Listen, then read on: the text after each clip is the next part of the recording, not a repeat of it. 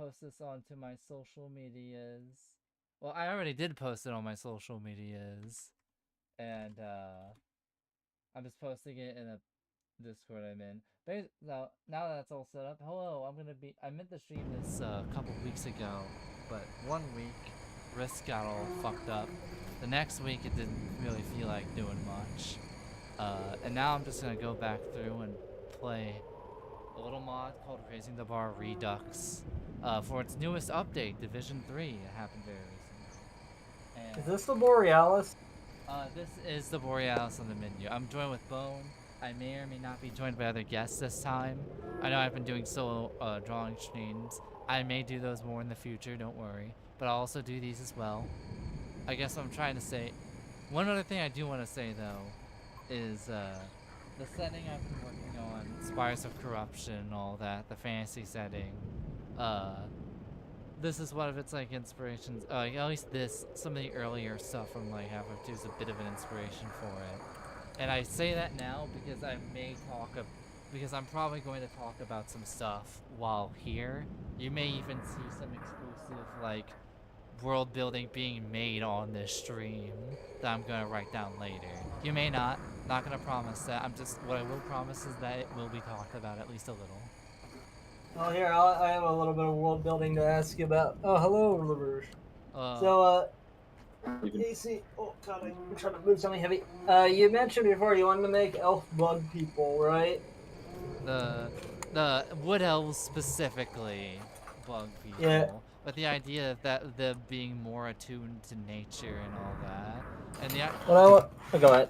And the idea was, well, they'll have some bug features. Those who go evolutionists, who are able to weaponize their bodies and all that, or what are called true wood elves, which are those who have been able to fully like get in touch, more so than their wood elf brethren.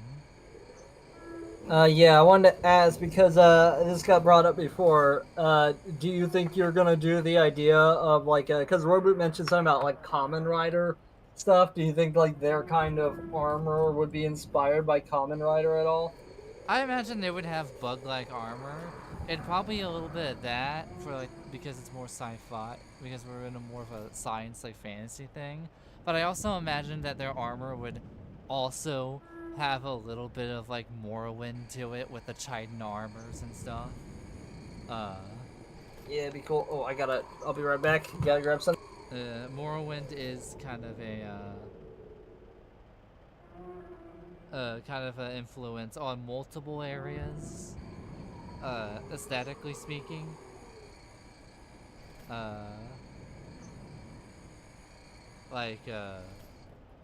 Some places are more inspired than others and all that. But yeah, I guess what I'm gonna be playing here is for Raising the Bar Redux. I'm probably gonna be talking about my new TTRPG. The only we'll probably mostly just be talking and all that. The only time I would ever ask for silence is when I probably do the intro, and that's not because I haven't seen it, just mainly to show everybody what the new intro looks like, because they redid the cutscene for it. And I know Bone BRB.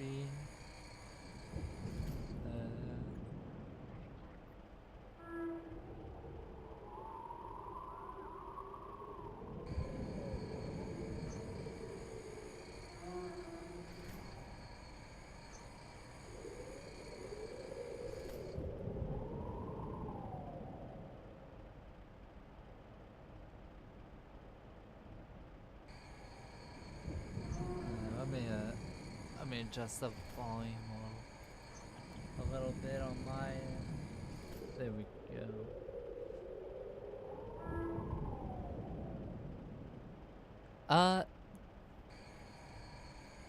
No, I guess that my one complaint with like some Half-Life difficulties is that it's the classic enemies are tough and your weapons are less effective. And I wish there was like, when it comes to like how I do like a difficulty in a first-person shooter, is I feel like I would just up damage wholesale where you do way more damage, but the catch is that they do more damage, like the enemies do more damage as well. I feel like that's a different game feel. But Like, you ever play Cultic? I have played Cultic. It's a fun play. Uh,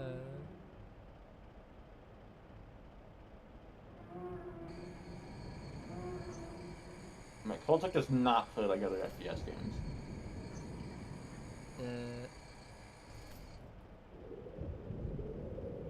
It would change the feel.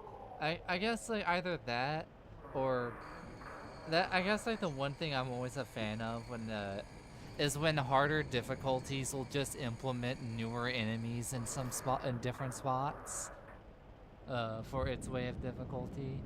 Like if there's a room with some like with some like, you know, assault rifle guys, on the harder difficulty you might have some like shotguns and maybe a sniper mixed in instead of just upping the health values. Yeah. Alright, I'm back. Alright, welcome back. The only I'll say we'll probably talk over this. The only time I'll probably be like, we lock in is just for this intro right here. And that's mainly to show it off to you guys and the audience. Which I'm probably gonna do right now.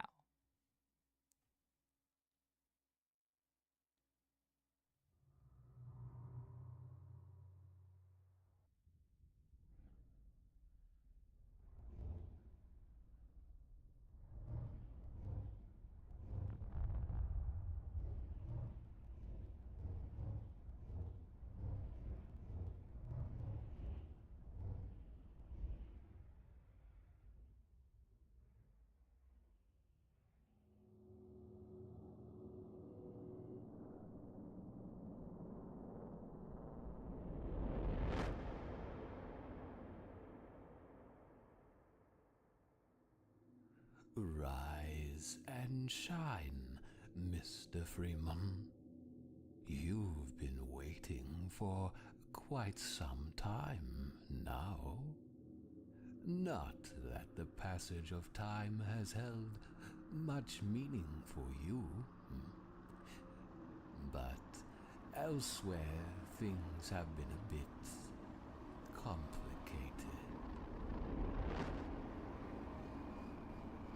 Reality has a curious manner of advancement. Wouldn't you agree?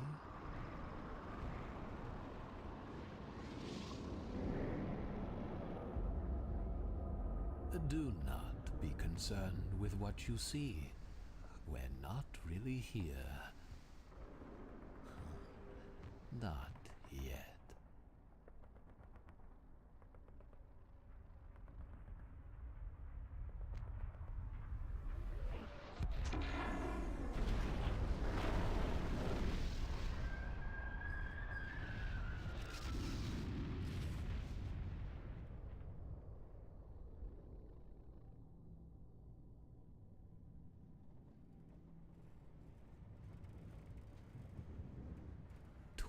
Years is a long time, Mr. Freeman. A lifetime for some.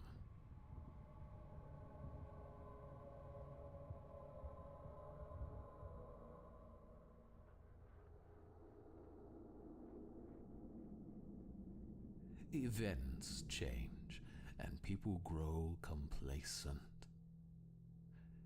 They've forgotten the happenings of the past. The scars have healed, and the sense of pride has all but vanished. You, however, have not forgotten. You remember your friends. You remember the feeling of freedom. You remember the sky. It was no time at all for you.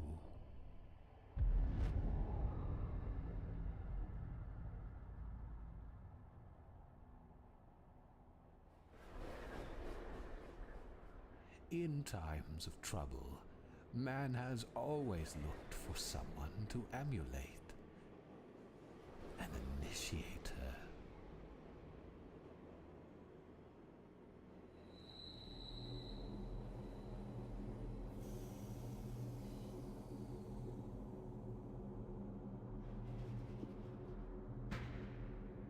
Climb aboard, Mr. Freeman.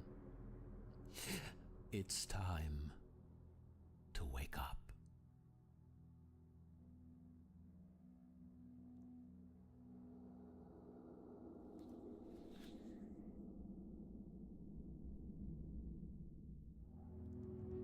And that's the new intro. I feel like Half-Life fans really just want to I don't make their like it. own. What? Yeah. Oh, I like it. I thought it was cool. That's pretty neat. I don't like how they just use G-Man to do their own. I mean, that thing. was the intro for Half-Life 2, and that was based off the original scrapped idea. What? Yeah. This is like No, what are you actually saying? what I am actually saying is that this is based on earlier concepts and like scrap the storyline for Half-Life 2, and that intro was based off bits of what was originally planned. And also in retail Half-Life 2, it does start with G-Man on the train like that. I know that. I played it. I was not. I still don't like it. Anyway, I think that it feels like Half-Life fans really want to just make their own game, but they feel like hyper fixatedly locked to this franchise. It feels like they want it to be Star Wars. They want the Half-Life expanded universe. Mm-hmm. I don't mean that in a derogatory way. Also, you can kind of tell that this is based more on some of the earlier because fun fact, City 17 was going to be in New York and not Eastern Europe. In fact, at the very end of Half-Life 2, when you see like the skyline from the Citadel, that's a skyline of New York City still. Mm. Yeah, I dig this look. I like this look. This is You have arrived within the walls of City 17, having been relocated to one of the finest remaining industrial centers. City 17's manufacturing. when it comes to Dark Interval, which does going for a similar thing, they start off on like the bow, and you basically have a little dream thing, then you wake up in the pod, and you have to like sneak your way out. I really want a bunch of Half-Life fans to get together to make their own games that are just entirely based around reimaginings of Half-Life. I mean, they're doing it on the Source engine, kinda. Oh shit, wrong door. But like so far we have 3. The 3 I'm most interested in was that's being worked on. This, Dark Interval, and Build 2000. Build 2000 being based on the way older one, and it's going for a way more like lower poly look. Oh yeah, I meant more along the lines of like totally unique games that are just that are basically spiritual reimaginings. Because like I think of something like I Divine Cybermancy, which this somehow gives me the vibe of. I don't know why. I think it's the color palette. Yeah, it looks more like I Divine Cybermancy than Half-Life. Which is strange because it's Half-Life. I mean, it probably helps that a lot of the smoggy industrialness of Divine Cybermancy is a lot more reminiscent of earlier concepts of City 17, where it was so polluted you couldn't see the sky. Oh yeah, like I'm always of this kind of grunge. I love this kind of grunge shit. Like AC, you've seen the kinds of freaks I draw. Yeah. It is very reminiscent of this kind of vibe I like.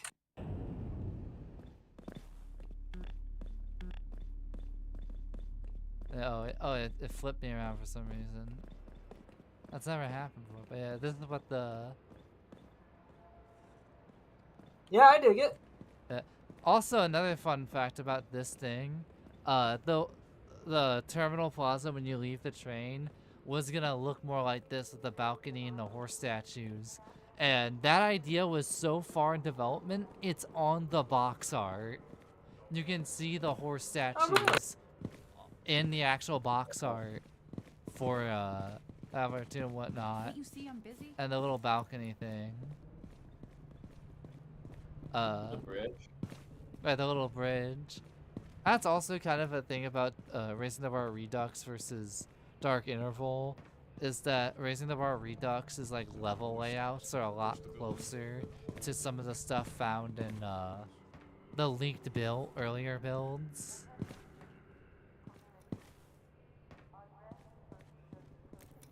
I like how there's two competing versions of just Half-Life 2, but a little worse.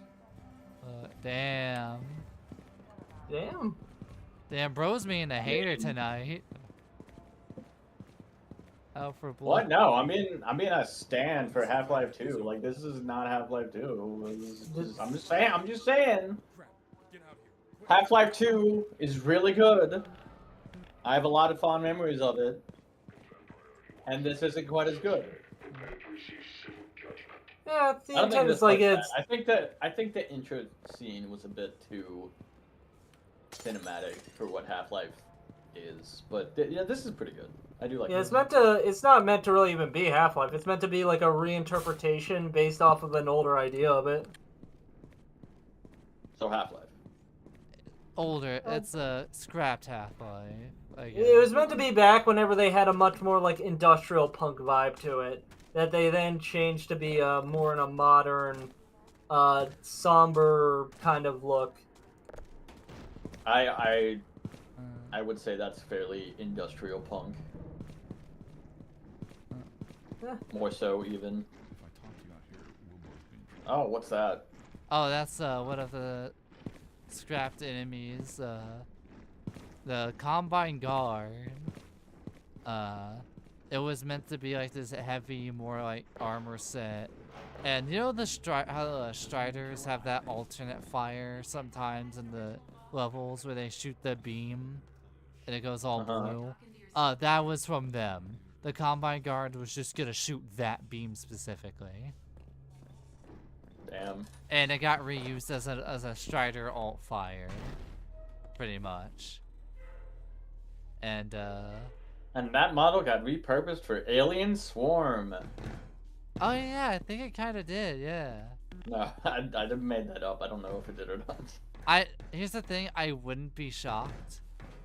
I wouldn't be either, But I will say, there's a scrapped enemy called the Cremator, and to give you an idea how far it got, in Half-Life 2, when you go to like Eli's lab, you'll see one of their heads in a jar, and Eli will comment, "I still don't know what that thing does." Damn. Wait, LaRouche, have you never been around for AC's like very in-depth explanations of the Half-Life beta? I've been around. Now here's something Just really, not at the same time as you. you know what's really funny about He does it a lot. about the fucking beta, Which is not a complaint. is that I know I saw what in the documentary the developers got really mad that people were calling it a beta because they're like, this was going to be the game, and like they found it which is always funny that like we still call it that even after. You know, I was thinking, like, is it really even a beta? No. It seems like... It's more of based off of like, I would say it's more like an earlier draft. It's like earlier draft would be more accurate. In fact, the story changed within each year. In 1999, it was gonna be about like different aliens rolling each part of like the city. And Gordon Freeman was gonna be a part of a group of assassins and whatnot, doing weird odd jobs. What? Yeah, it was something. Like we have, the only thing we have from that is that we have concept art of what the arms of the still suit that Gordon would have worn looks like. Oh, okay. It I- would not. It was not gonna be an HEB, huh? Yeah, and then Game Newell walked across and saw it. It's like, it's Half-Life. Why aren't you giving him the fucking HEV suit? That's like iconic as fuck. And they're like, oh yeah. And Wait, then, how much input? Like, how much was Gabe actually even on Half-Life 2? Because it sounds like he did not know about it. this was like pre-pitch. To give you an idea, Half-Life 1 had just came out when they were working on this. Okay, so this was like early. This was like early. I want to say they scrapped this before I even came into existence. Like, and I will say, that out of all the scrap stuff that I find to be interesting, I will say that was probably the right call. Yeah, I don't like that idea. Yeah, I'll say, Granted, it was probably like just straight up throwing shit at the wall and seeing what stuck at that time. yeah, there's only one mod that recreates like that storyline. It's incomplete, and to give you an idea, it's called pre-pitch. Jesus Christ. The Half-Life fans are hyper-fixated. Oh yeah. This is what no books and no multimedia does to a motherfucker. Okay, so somebody has made a fan comic of Half-Life 2 that you can purchase on Steam, but I haven't read it. Does that count? I don't know. Did you see Gordon's ass in that one? Wait, can you? I'll believe it. You really you could just be saying anything and I'd believe it, man. I'm gonna be real. It's not, I mean, and then if Valve were to do that, it would probably just be Gordon teleporting somewhere naked. Because it reminds me of, shit, what was I gonna say? Shit, I lost it, damn it.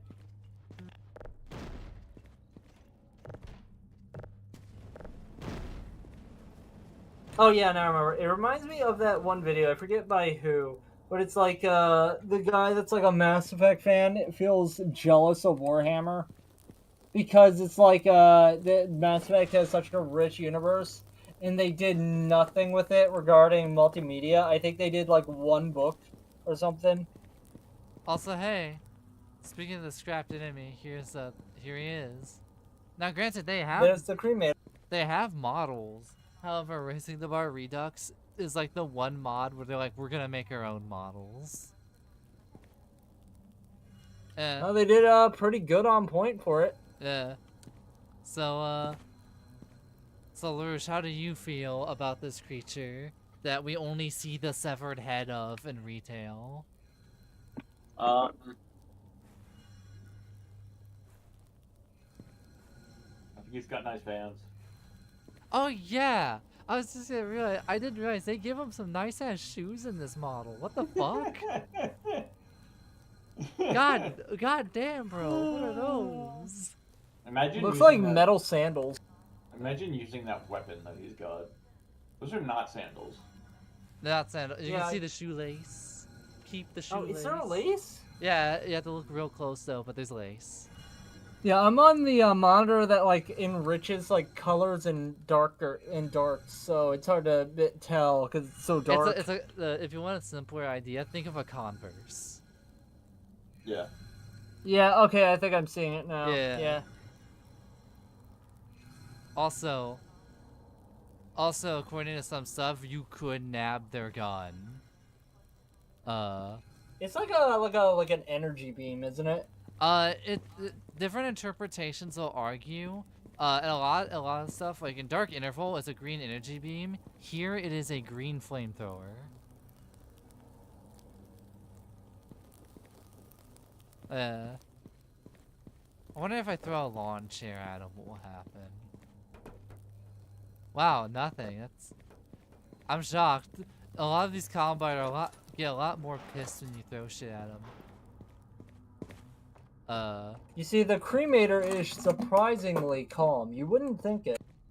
I think they got scrapped because, like, I forget, like, what the reasoning. I think it was like their AI was bugged and they felt like they had a mind of their own. And that's why they end up not being in there. Though I don't know why they were scrapped from Half-Life Alyx, because they were gonna be in there.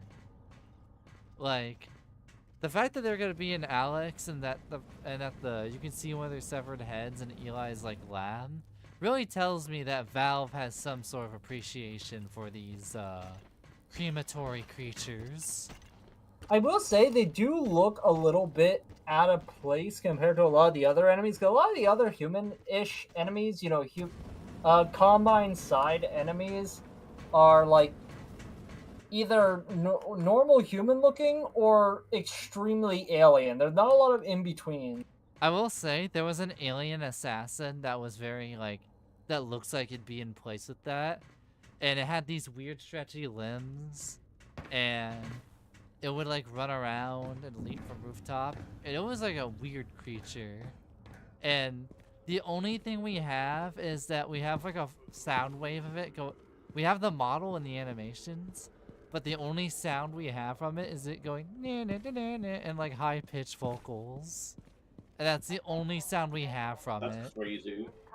Yeah, like the only like whenever it comes to the Combine, it's like you have the Combine soldiers, and then you have like Striders and like the grub looking things. So it's like there's not really many Combine that are like freaks.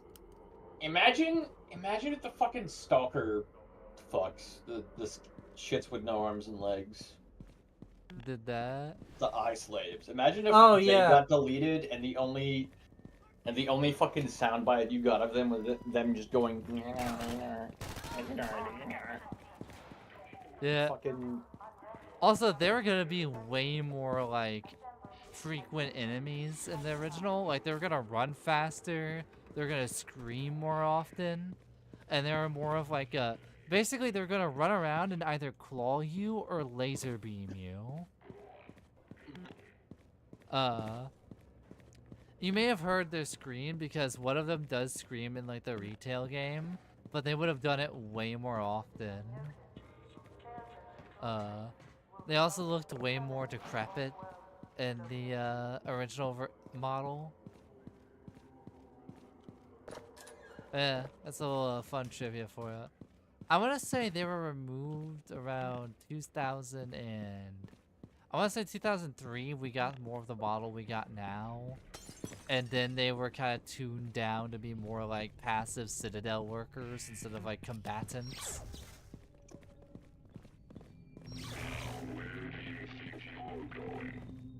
Oh no.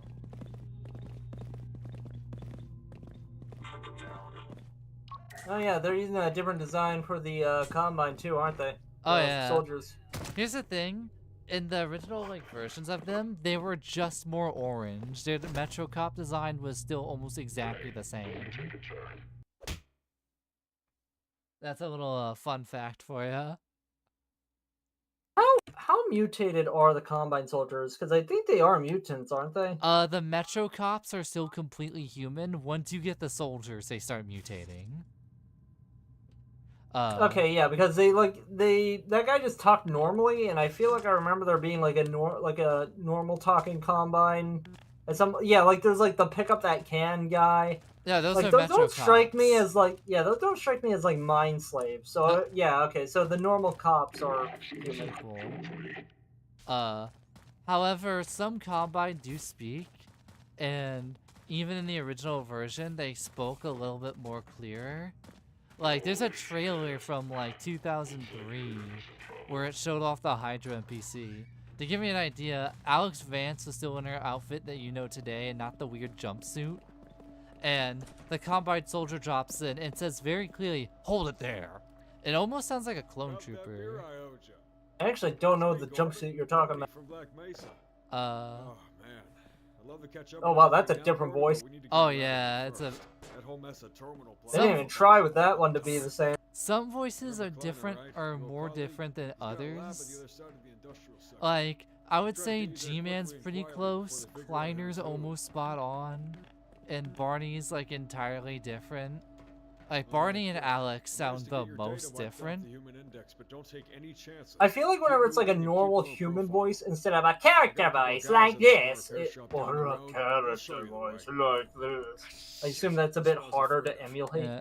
it's a bit easier to do a more exaggerated character voice because because it's more exaggerated. Whereas realism, that's only a slight tweak, and it gets to the point where you almost have to have a different vocal set to do it. It's weird.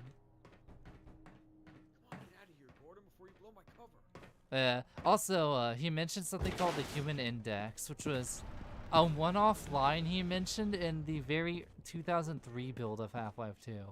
To give you an idea what the 2003 build was like, it was almost exactly the game we got, minus some cut features. Like, various enemies. We don't know much about how the Human Index would have worked, but you can hear the words Human Index being referred to Combine technology, and you can kind of piece together what it was going to be used for. I don't like the implications of it, and therefore I think it sounds really cool. Also, if you notice, I will say I kind of like. Here's the thing. I think Breen works way better for the Half-Life 2 we got, because like the way he speaks sounds more like, I guess, conniving, almost like a weird charismatic in a way. And the voice actor that got the voice him does a phenomenal job. And I say that because we almost got something entirely different. Something called the Consul, who was where imagine instead of Breen and the administrator of Black Mesa, you just got like a weird Big Brother kind of guy. Like, more so. Like, the true citizen knows to conserve valuable oxygen. And shit like that. Yeah. Oh, that's cool looking. This is something ripped straight from the concept art, by the way.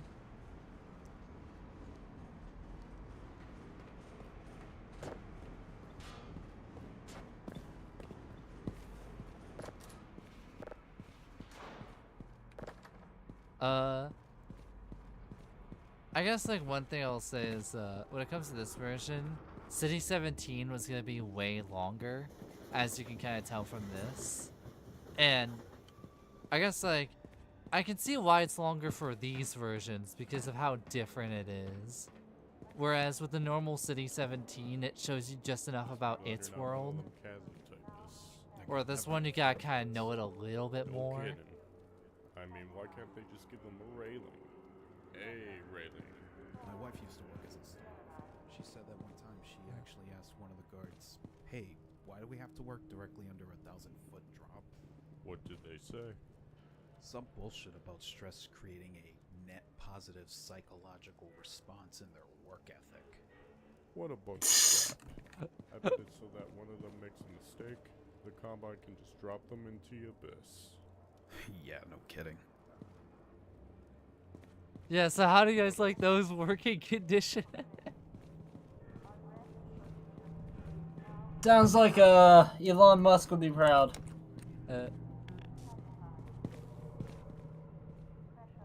It's kind of funny, like, you can tell that, like, when it comes to, like, retail and, like, the beta, that the, beta for lack of a better term, the New York version versus, like, Sofia, Bulgaria, you can tell that even in the way the regime works is very inspired by the places they're at.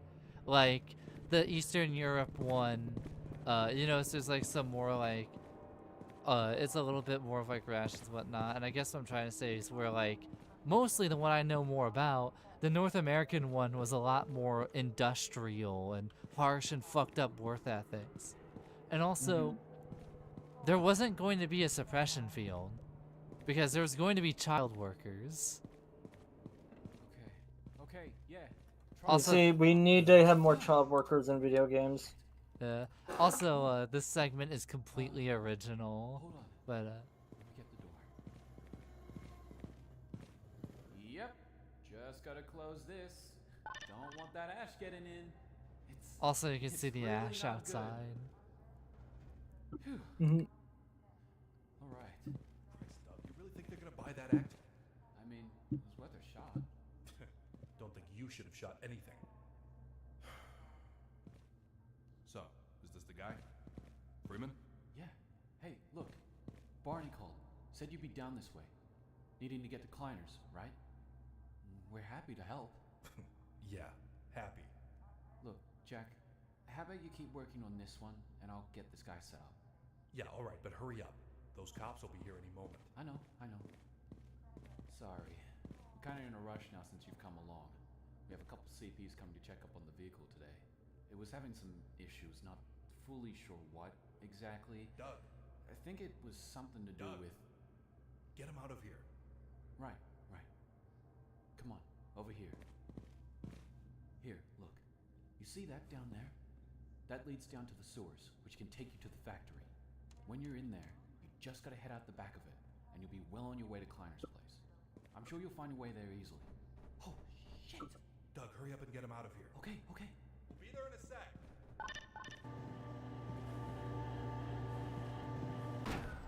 Go on, get moving. Hey, nice meeting you. Good luck out there. We're coming. So that entire interaction was completely original, the mod. I like that they decided to take some creative liberty. I will say, one thing I like way more about what we got is Eli Vance. He was one of my favorite characters in retail, and I'm glad they went the way they did. Because Eli Vance didn't exist in this version. He was two separate characters, essentially. There was Eli Maxwell, which was mostly him, and he had like some underground like cave scrap laboratory, and Alex would hang out there every now and then. And there would be Captain Vance, which was Alex's biological father in the original draft. It was more of a military leader. And he was basically a leader of like a human military faction of the Combine who would have defected like a little bit into the story after a certain segment. And although interesting, I like the Eli Vance we got. Also, I guess like that's like the upside of retail is like you get characters like Eli Vance, which is like very iconic, very memorable. I guess one thing I'll give to like the earlier versions is it feels like you see a lot more of the rebellion in the earlier versions. Like you see more commanding officers, and you see more like how like it's starting to form and stuff. And you can see that there's more distinct roles among the characters because there's more of them. Yeah, as opposed to a set piece where you control like 4 guys. Although there would have been multiple set pieces where you control multiple guys in this. I will say another character I'm glad they added to retail, Odessa Cubbage. The guy voiced by I think Tom Kane, who gives you the guided rocket launcher. He doesn't really show up that much, but you remember him. Though his original... The British guy? The British guy. Yeah, exactly. You remember him. I'll be right with you. Where, in this version, instead of Odessa, he was an entirely different person. He would have been working on the boat, and his name was Odell. And instead of being a British guy, he was more of a gruffer kind of boatman. He spoke a little bit more like this. Though we don't really know what his actual voice would have sounded like because all of his voice lines were placeholder lines because Mark Laidlaw, the writer, ended up voicing a bunch of stuff for the original version just to see how it sounded. Hell, Batman Arkham Asylum has a build where you can tell where the writers decided to voice a bunch of stuff to test it out. It's kind of funny. I can always appreciate the part where you can tell, oh, this is just the devs. Though I will say... You get that a lot in the original System Shock and System Shock 2. I will say, from Odell's lines, Mark Laidlaw isn't that bad of a VA sometimes. Like, there's some lines in there that are pretty good. You think you're ever gonna go back to System Shock? I might. I guess I just need a longer break from it. Also, hey, look at that! It's the child workers. Everybody, look, peep the child workers. Oh, they actually brought him in. Yeah. Oh my god. Peep. So, fun fact, the one kid with the blonde hair that kind of looks like Anakin from Phantom Menace was the one model we got from the child workers, and you would know that because if you watch a lot of Gary's mod videos, they would have like a child model in there as a joke, like child character, and it would be that one specifically. You can also tell it was from this version because they had like these green jackets and all that. That was unlike the blue uniform that we'd come to know today as a lot more uniform. Also, another fun fact, because of this earlier build, we think that's where the Chinese food models in Half-Life 2 came from that are just lying around still. Wait, from where? The earlier versions of this game. Also, look at that. Oh, it's a Vorty with a glow stick necklace. These are in default Half-Life 2, but for this mod, they completely remodeled them. And this is how they look.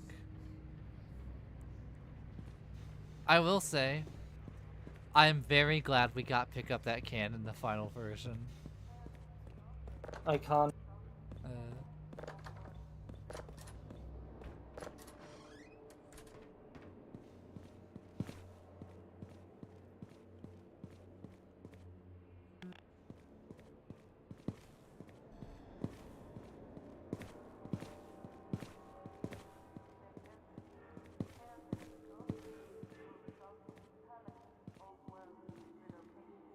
Look at that.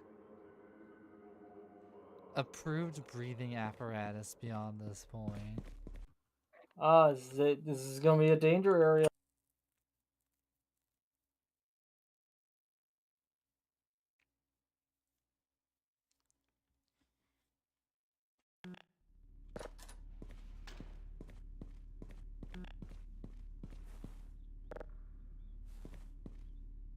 So, fun fact, this is, I mean, I guess I can say it now, but this is what the original entrance to the Kleiner lab was gonna be like. Instead of, like, Alex just kind of guiding you through the simple one.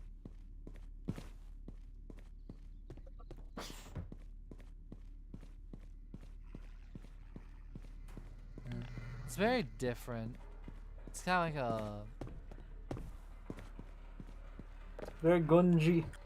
There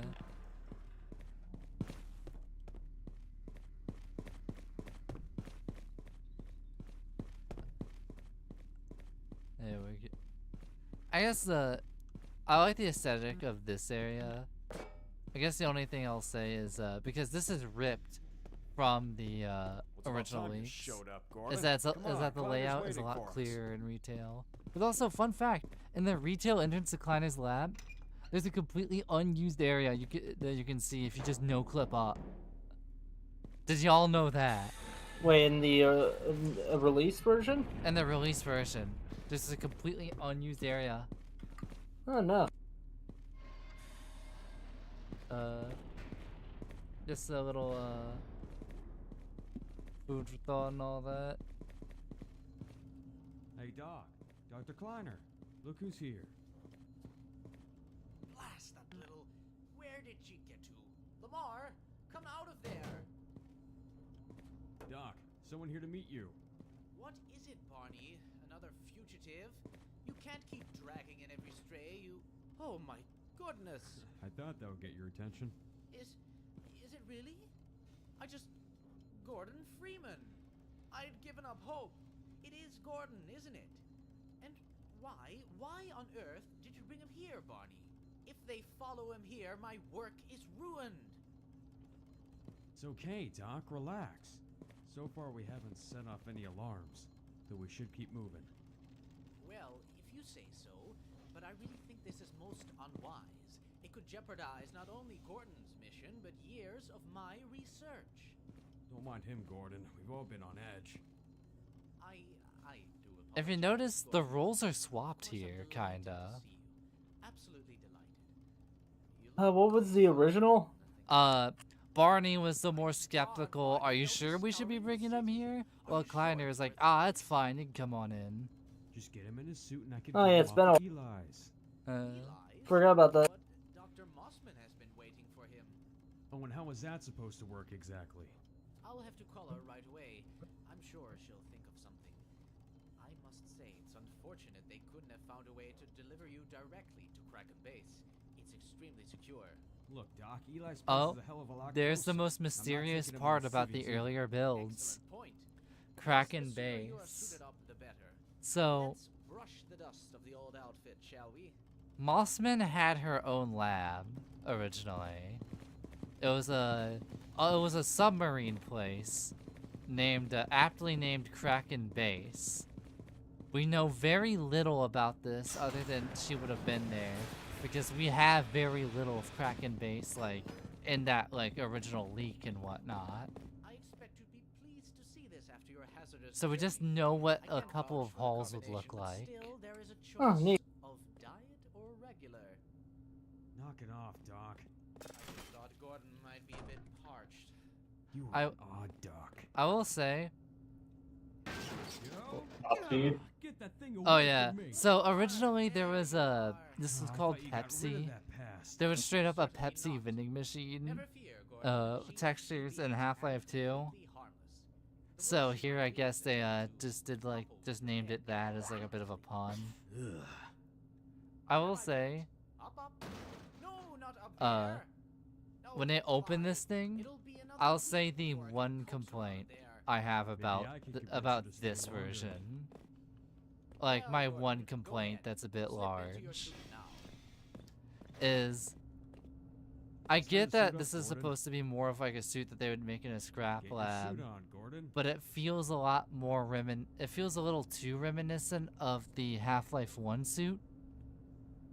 And I do wish that like we got something more reflective of the Mark V and Half-Life 2 instead of Half-Life 1's Mark IV. Hell, honestly, I did not know these had mark.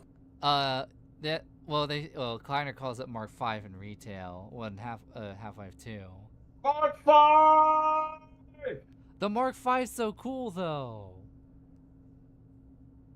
Like, Mark 5, just like John Halo. exactly. That everybody's rocking their Mark V suits. It's cool.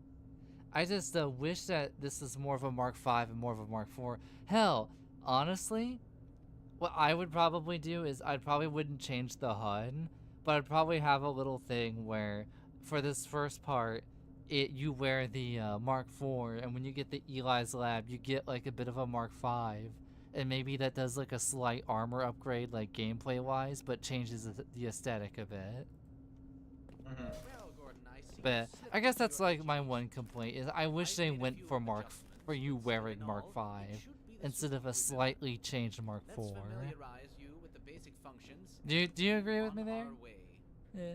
So I just I would need to see them next to each other. let me go get them for Yeah. everybody. Are you gonna post it here? I'm probably gonna post it in for like the Discord for you two, and for OBS I might download the images and just put them up on screen real quick for a little comparison.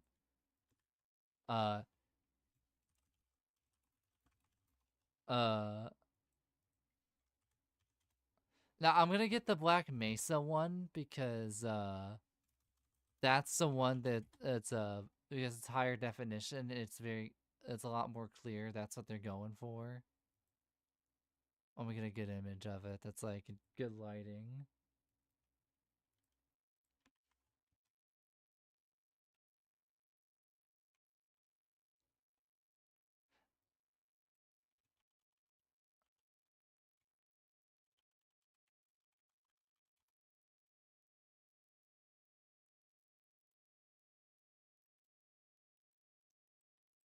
There's the Mark V and Mark IV, and this is the one more than Raising the Bar Redux.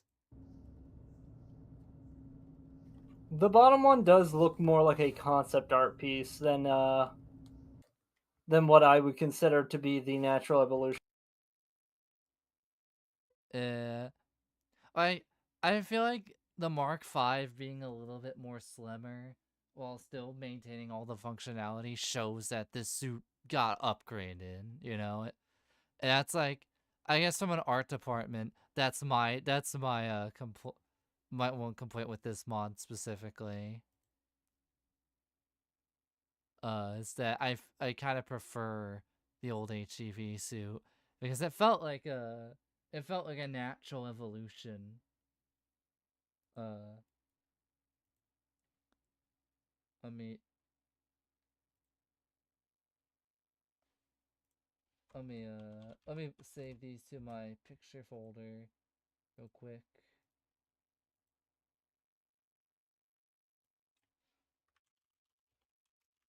Uh, for the streamers for the people at home,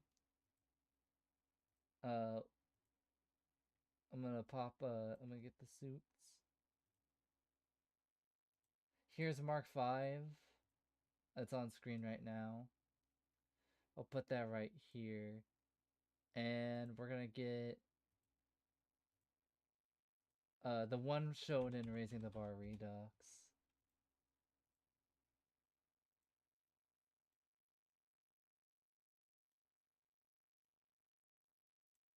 And there's the comparison for the people at home. Yeah, I guess that's overall like my thing. Is I do prefer the suit we got.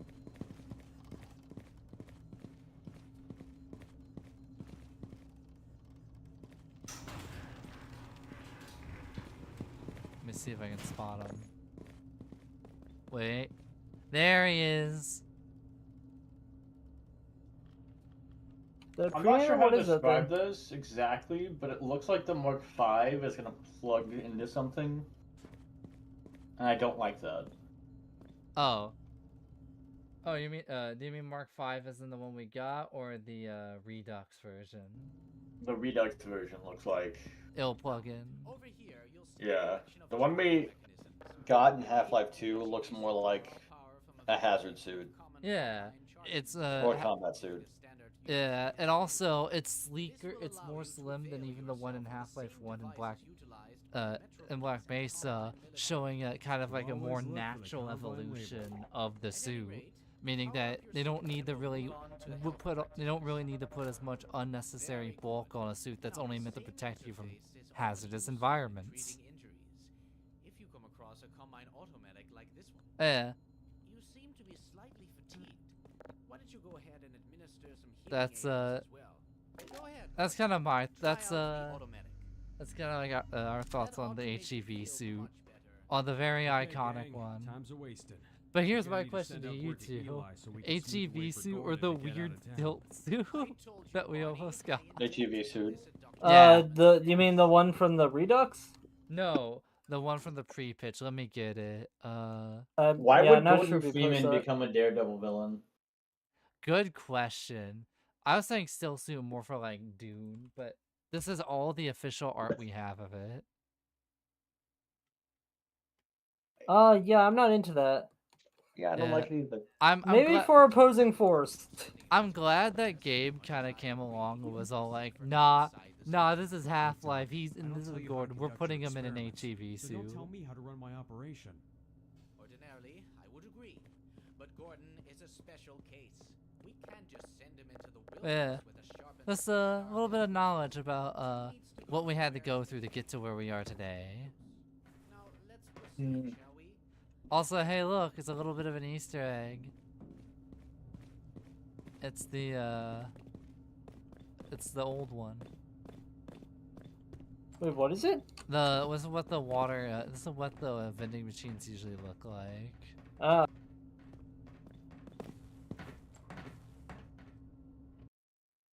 But yeah,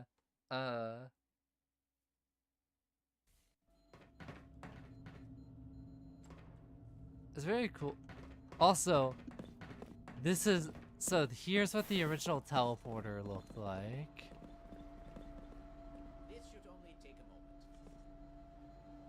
Looks like some Nash shit.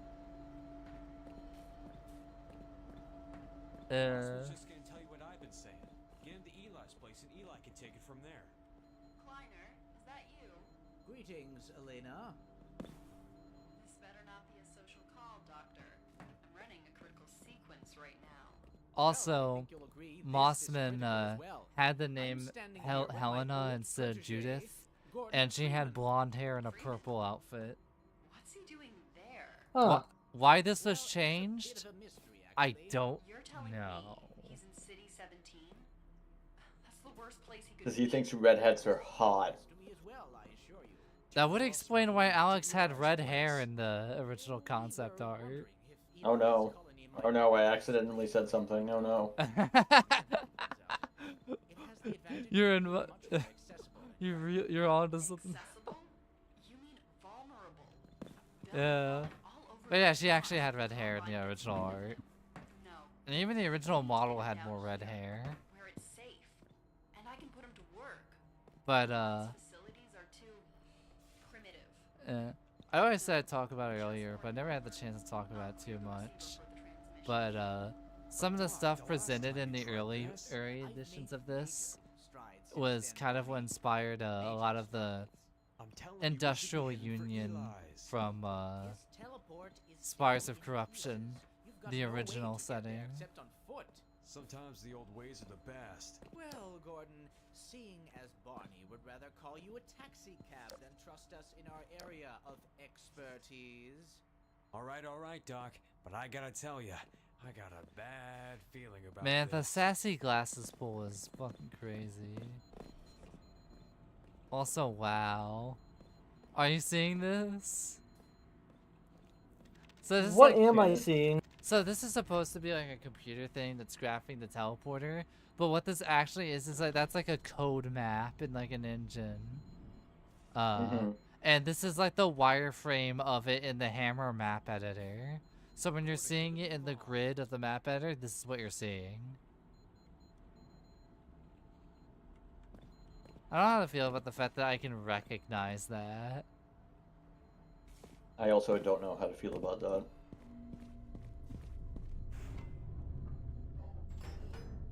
Excellent. All set, Barney. Yeah, except this gnawing certainty of doom. No, there's nothing to be nervous about.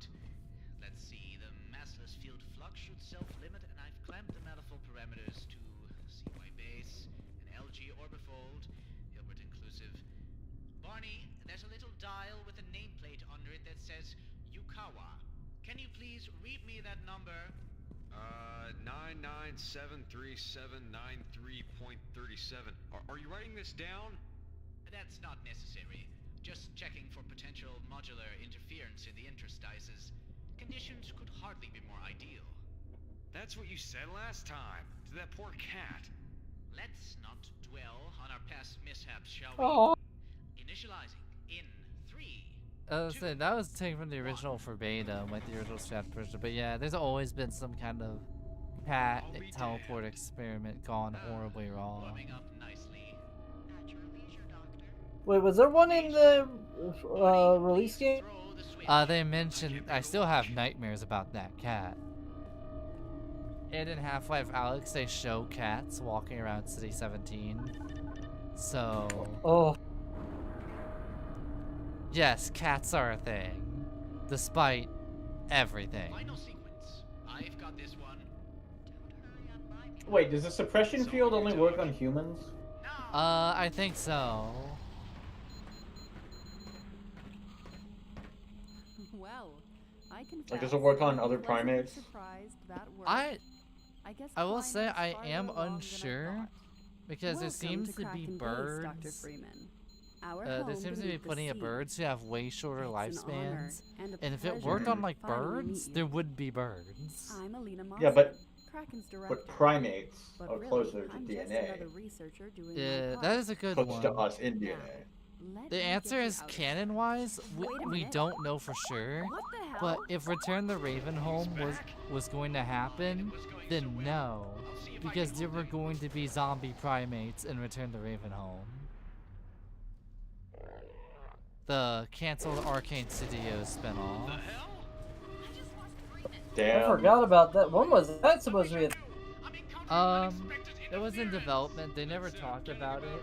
We only know a lot about it now because No Clip released a behind-the-scenes documentary on it. Like, would that before or after Prey? This is around. This is way before Prey. I want to say that's how they got to know Victor Antov, which was how they got him to work on Dishonored. But I could be wrong on that.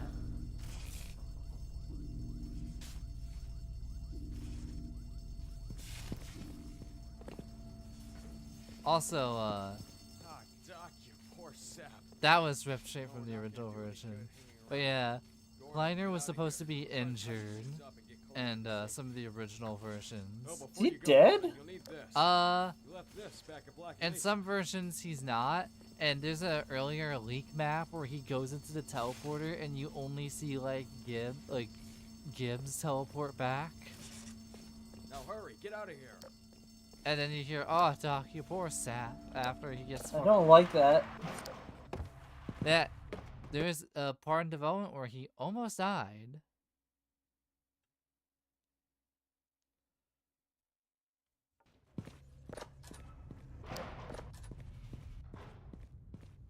And I think the implication here is that he lives because Barney's like, I'll get him to somewhere safe," which I don't think he would bother if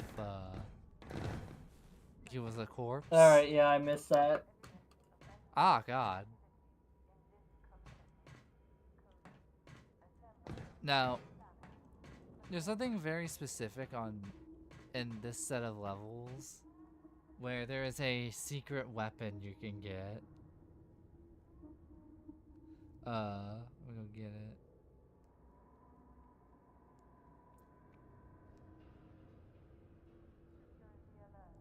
There we go.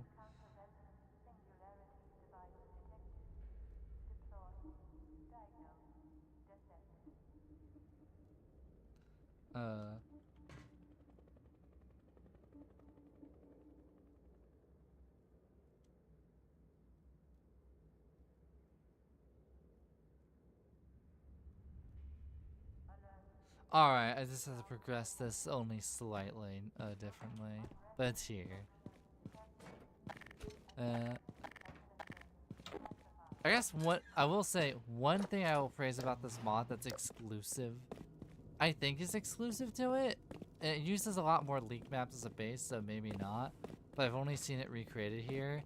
Is do you know the canals when you're escaping City 17? Mm-hmm.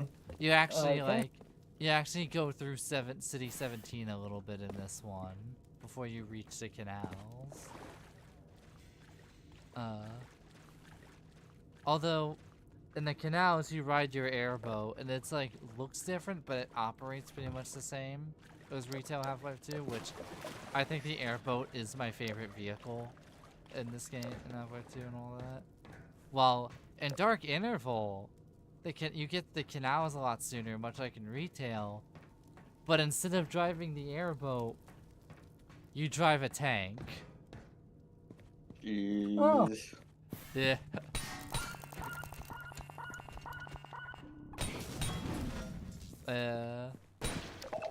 Also, in earlier drafts of the canal segments, you were going to ride a jet ski, but the jet ski kept flipping over and it kept acting weird, so they turned it into an airboat.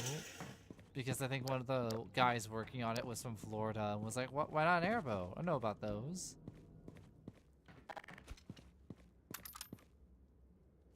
Alright, so for the secret weapon here, we want to get up to this button. I'm going to play normally until you reach the button.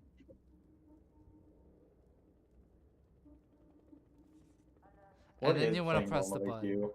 Wait, what? What is playing normally to you? Playing normally? Not reaching the secret the secret gun I'm about to get.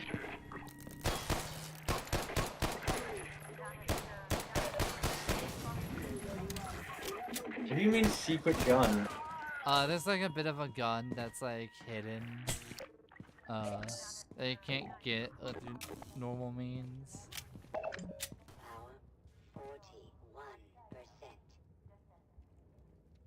As you come out here, I am trying to do a secret. Do you mind? Anyway.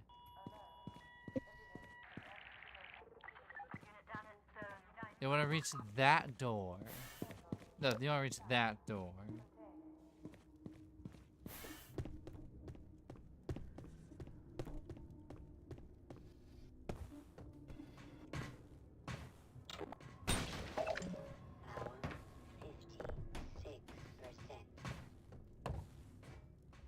Ow, my eyes. Ow, my eyes.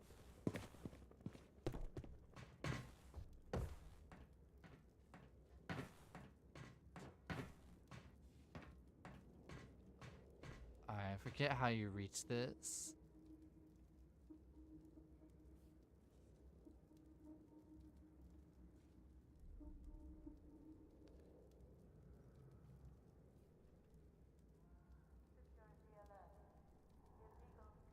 Okay, not this way. Oh, while I'm doing this, but yeah, talk a bit about I guess some other stuff I've written for Spires is I've thought of different ideas because it's more of has a bit of a fantasy sci-fi thing to it. Thought of the idea of having fantasy drugs. So far I've had slouch syrup, mind flower, and just normal methamphetamine. Can't go wrong with normal meth. Because I think it's funnier when you have like I think just having normal meth just makes it funnier when you have fantasy drugs.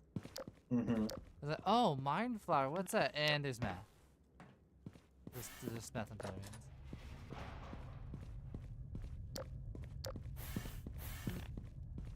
Huh. That's new. Just want to explore that before we go down here.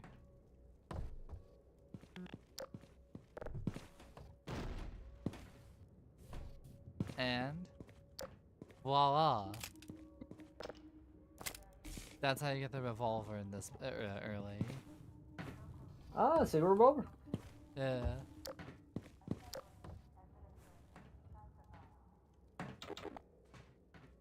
What if Valve actually did that? They have you solve optional physics-based puzzles to get stuff. I can kind of see them pulling something like that. They do that for some of the resin and Half-Life Alyx, where you use to upgrade your weapon.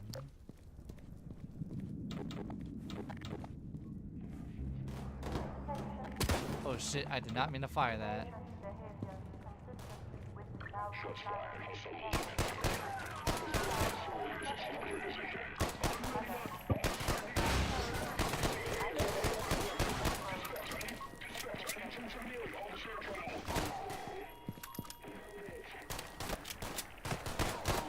They definitely sound more chatty. Also, if you notice, some of their groans are different when you kill them. That's because there's women. There's also like women amongst their ranks. Oh, neat. Which is a thing in women. Lore, which is a thing in lore, but they never really like enunciate the differences. Where here, like the women will have different death sounds and like voice lines.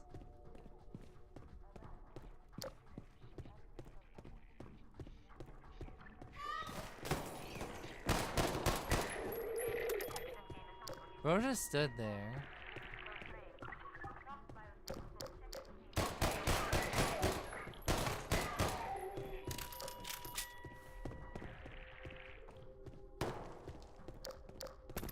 Oh, hey, more ammo.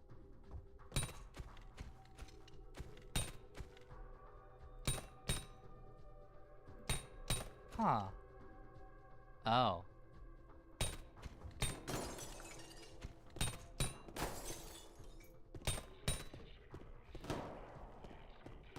Yay, physics props.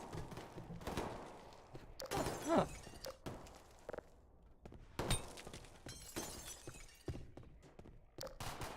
shit. Let me pull this up. I guess Stay where you are. Don't come any closer. when it comes to I the thought work, you were one of them. the working conditions of Dear God, they're all dead, oh, shit. aren't they? 1 minute everything's fine, and then I'd never killed anyone before. You best get out of here. Keep heading where you're headed. I'll Oh, take shit. my chances in the streets. There's someone I need to find.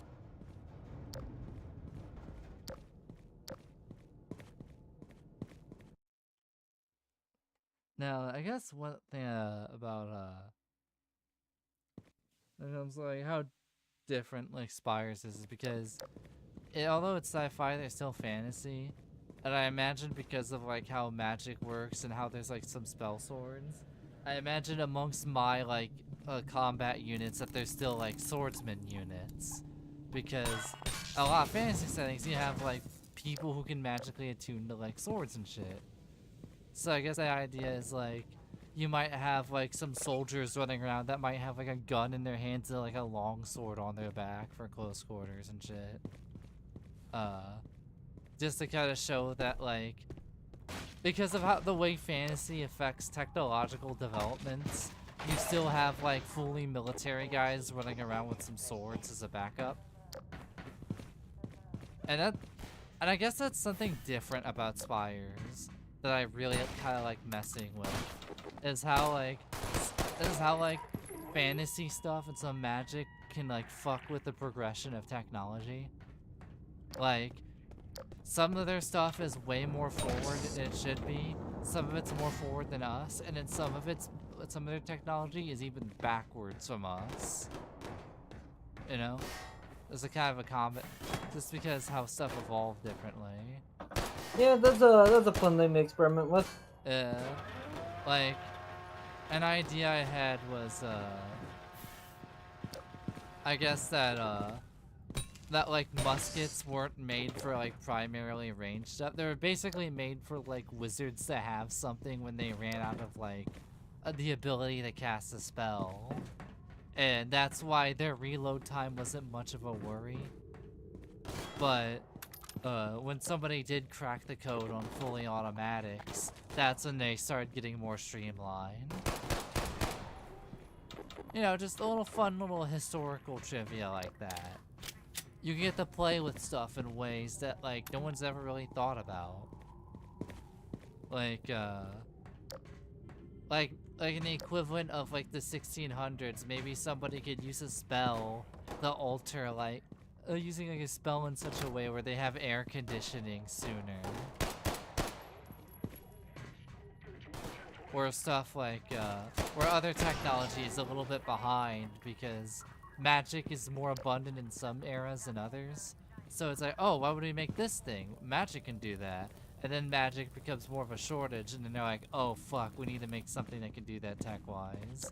So it's a little bit earlier. That's why phones are a little bit more behind. Because people were able to use like some mana channels to psychically communicate with one another. So they're like, we don't need like a phonogram. And then there's like a magic drought in like 1600s. And they're like, oh fuck. The people who can psychically communicate with each other aren't really in as abundance as they are. We need to make something that can let us do that again without relying on them. And that's why phones are further behind. But not entirely non-existent.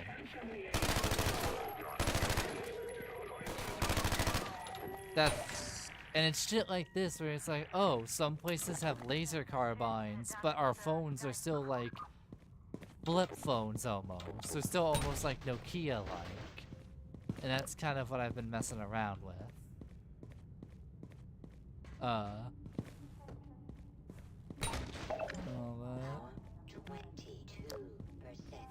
Oh, I am also doodling with my new fountain pen, so I might not be totally engaged. That's fine. But yeah, I am listening. I guess one thing I guess I'm talking about is like technological stuff. Is when it comes to magic, like the abundance of it fluctuates on the era, which is why some stuff that some stuff where it's like, oh, it's an age of magic, they don't really work on technology as much because like Jim down the road can throw a fireball, so you don't really need to have like a flare gun that much. But then you get to like years later and it's not to the point where your neighbor down the street can cast magic. It's, oh fuck, I need to make something like a flare gun. So some stuff's farther behind. I guess that's something I like playing with here.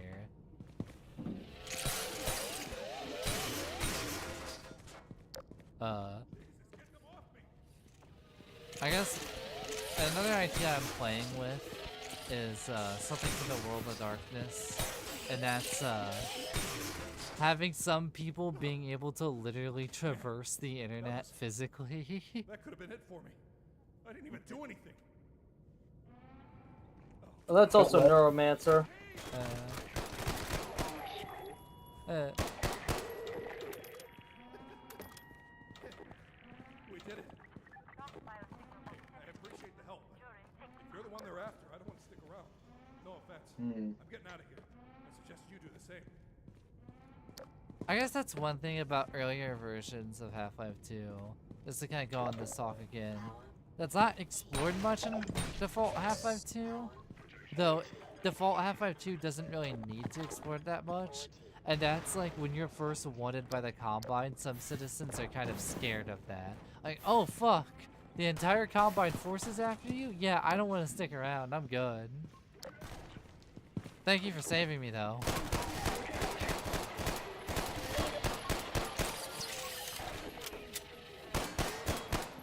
Also, did you know that we had 3 different SMGs before we settled on the one we got? That makes sense. It is a good gun Looking at for the MP5 in Half-Life 1. Yeah, it was an MP5. It was gonna be an MP5. Or one model. One model of the MP5. I forget the exact one. I want to say it was a lot more lightweight MP. It was a lot smaller MP5 in Half-Life 2 than it was in 1. And we almost got like a MP5, and for the second SMG model that they went with, it's the one I'm holding in my hands right now, only not as high definition. Which it looks close to the That really is just an MP7, huh? Yeah, it's an MP7. With straight up with a hollow side. Yeah.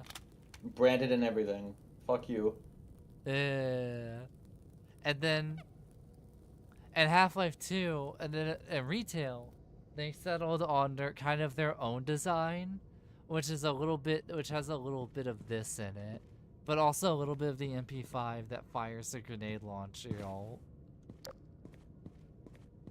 And I think that's why the OICW got swapped out to the AR2, because its alt fire was a grenade launcher, and Valve wanted the Combine Assault Rifle to have a different alt fire than the SMG. Which gave us the Combine spheres that disintegrate people and out. Which is pretty cool. There's just something about shooting that in a compact room and watching it just wreak havoc that really just adds to it.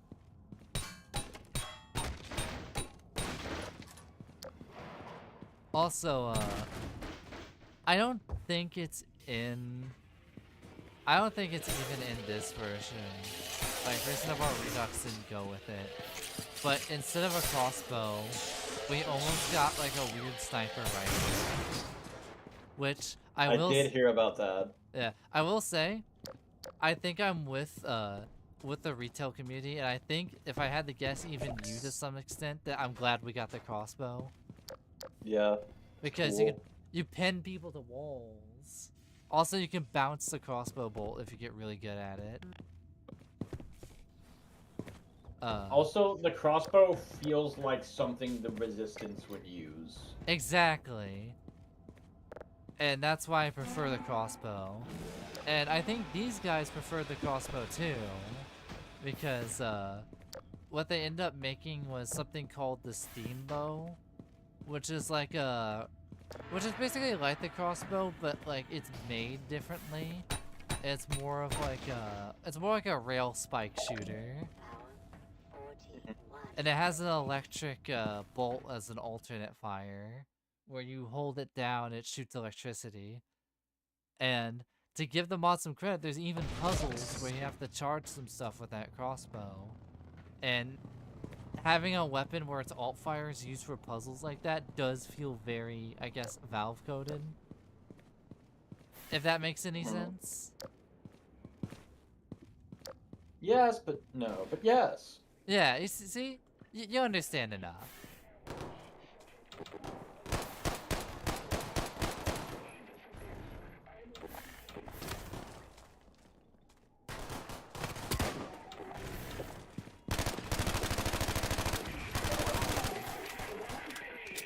Oh, these things. They take time. I will say, there was one upside with the... As unfortunate as it was that the game leaked, there was one upside to it. Is that it told Valve that they needed to polish a lot more of areas. Because it was going to come out in 2003 beforehand. And there's a lot of stuff that was a little bit janker. So it coming out the way in the year that it did meant that they were able to go back and be like, yeah, we need to polish some of this because they got feedback early. But also it's very unfortunate. It's unfortunate that it leaked at the time. And I am someone that's like, do not leak developer shit when the game is still being worked on. Unfortunately, there was some upsides to it getting leaked, like the retail game getting more polished and giving us way more insight to the original storylines of the game, to the point where you can make an entire mod like this recreating a bit of the vision.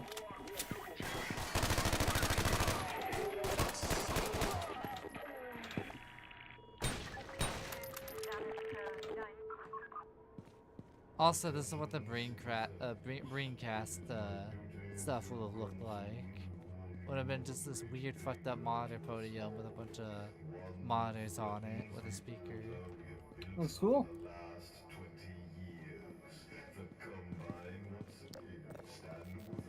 Wait, show it to me again? Oh, here you go.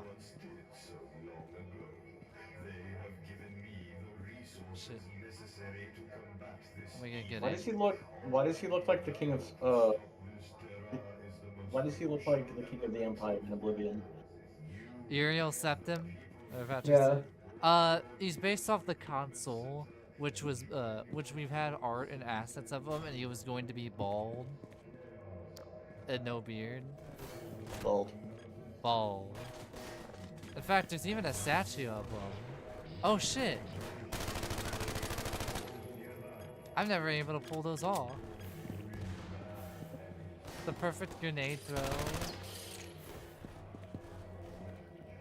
I guess that's one thing that makes the physics in this game really fun, is being able to throw grenades back at people like that.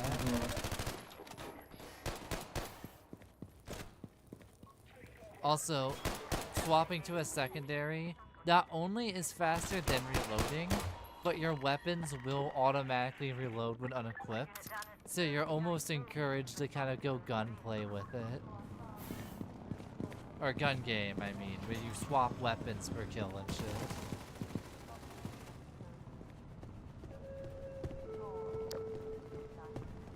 I will say, I guess like the one highlight I really like about this mod's version of the retelling is the helicopter chase in City 17. It does sound awesome. Because you get this, because like, one, because like it's a cool set piece, and two, the higher fidelity graphics lets you see shit like this, with the light of the helicopter coming in through the darkness. And you're running through room to room avoiding gunfire. Well, the big thing about the Source engine versus whatever the hell id Software were making with Doom 3 was that Doom 3 went with a focus on lighting, and the Source engine went with a focus on physics, and physics won very handily. That is kind of like the fun thing. Is like a lot of companies are like, we gotta focus on these graphics and lighting, and then like I think about your point where physics won over lighting, where I'm like, because physics is like a step. Don't get me wrong, it is a step towards the realism, but it implements it in a way that's fun, like throwing grenades back at people, and the gravity gun, which, fun fact. It was the physics gun in early stuff. Like, you know the way it works in Gary's mod? Yeah. That was almost what it was. Do I know a big reason why it got changed to the gravity gun? Because fuck that. Well, because fuck that, because all the playtesters were prop surfing with it. Prop surfing, yeah. For the uninitiated... Isn't it like the physics gun whenever you go through one of the episodes and you're trying to break out? No, it's a super gravity gun. The physics gun, it's like a beam you pick stuff up with, like in Gary's mod. Now, for the uninitiated who don't know about prop surfing, basically, it's when you grab an object beneath you and you stand on it and you go to move it and you basically surf on it. And this allowed players to get to areas that were unreachable. And Valve was like, it would be easier just to make it a gravity gun than to rebalance this. And that's how we got the iconic gravity gun and being able to chop people in half with the saw blades.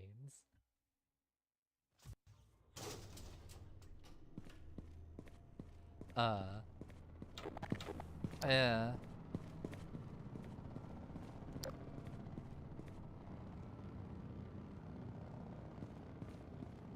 I guess man, I just want to say this part's probably like one of my favorite original part.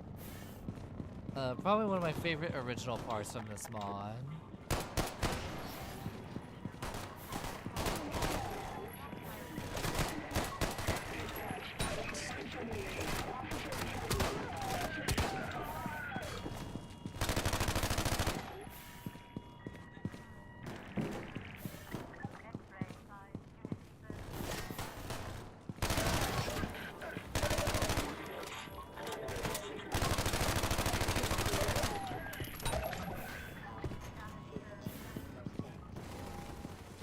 Think of it. Do you think that they used real-world guns just as placeholders, and then they designed the new ones based off of them? That actually is a good point, because the original assault rifle in the files was an AK-47. Sheesh. In fact, hello everyone. In this mod, you can get the AK-47 as like a hidden weapon. I don't know if actually it's not hidden really, but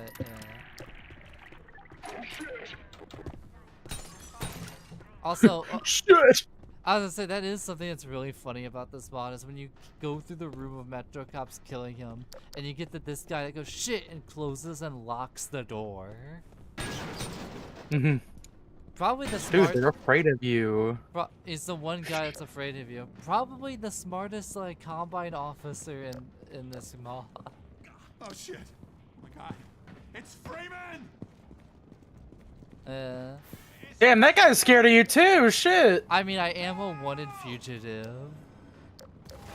Oh no, yeah. If there was a fucking guy who was just running around obliterating random police officers and ostensibly uplifting desperately trying to uplift society in a one-man army type scenario, I'd be like, nah, couldn't be me, and I'd be fucking running for the fucking hills. Well, there was gonna be a lot more people like that in the original like Half-Life 2, and there's a lot more in the script of people outright running away and being like, "Ah, man, thanks for the help, but you're like a wanted super fugitive, so like I'm just gonna run." Wow, I have to live my life in constant fear now. Thanks, Gordon. It's not that. It's more of like, listen, you killed any of the government any of the Combine officials that would have saw us together, so I'm gonna run away before they see us together and don't die. Please don't put me in the mechanism. I'm tired of being in the mechanism. I don't want to be in there anymore. That's what's. I think stalkers are the only like people who are actually thrown directly into the mechanism. Well, Combine soldiers kind of are too, because that's when they start being That's when they start being like units, where Metro cops are still people, but they're people that are essentially just kind of being a Judas to their entire species so they can get some extra benefits. Would never happen in real life. I was gonna say, yeah, that doesn't sound familiar at all. Never, no one would ever betray the entire human race just for a cool jetpack. Just for no one would ever betray the human race just for simulated reproduction, which is a thing in retail Half-Life, not in the scrap version, because suppression field isn't a thing here. You can tell because of all the child labor.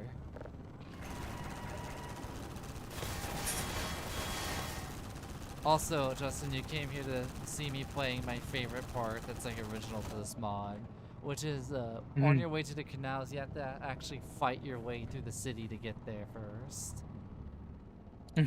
So you actually kind of like see like the manhunt for you as you're just carving your way through.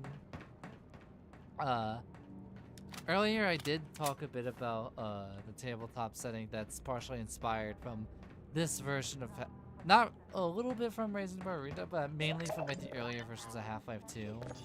Spires of Corruption. Oh shit, that was the elevator. And kind of how that was influenced by that. And oh, I'm just gonna have to go for it. Like kind of how the sky looks. How the industry. I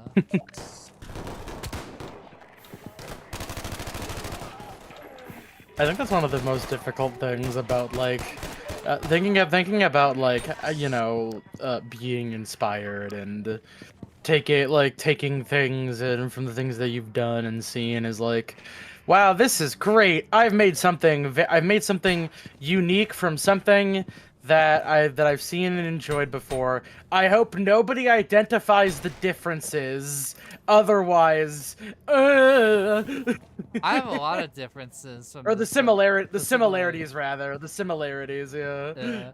Though I will say, I think the similarities the differences I think I've gone in interesting directions. Like, you weren't here for this, but I talked about technology. Because magic has been a thing in and out, it's kind of affected how technology works. For example, ever since even like medieval high fantasy times, people will use swords because they can attune to them because of like magic and all that. So that's why in my setting, you'll see my military soldiers have like a long sword on them still and shit like that. Because of the way people attune to weaponry and shit. The long swords and the daggers and shields are still viable even with firearms. And another thing being phones. Because of how magic works, a lot of mages can like certain types of like people who use magic can psychically communicate to one another. And a lot of like people will like hire these guys to communicate to other countries and see how they're doing. So there wasn't really a need for phones, but when we got to an era where magic wasn't as common, people were like, oh fuck, I need to communicate with someone across the fucking country, and the psychic wizard people who can talk to each other are not really that much of a thing. We need to make an alternative. And that's why phones are a little bit more behind the times. That's why we have more of a Nokia kind of phone, more of a flip phone.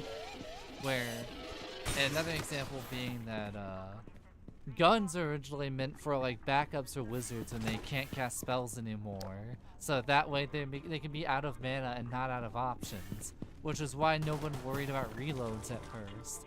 But then somebody figured out how to do like better reloads. And they're like, wait, if I could just reload it like this, like a 1, 2, 3, then how about we just give this to the normal people too? And that's how they got standardized. And yeah. And guns are a lot more standardized, but also people are like, swordsmen are able to move in ways that are superhuman because of their attunement to weapons. And some barbarians are able to like still like tank through bullets and slash you with an axe. That's why you still see shit like swords, daggers, and like and stuff. And sometimes even bows, because of the way that people are either trained in it and the ways that they can magically attune to it. Which is why they. It is kind of.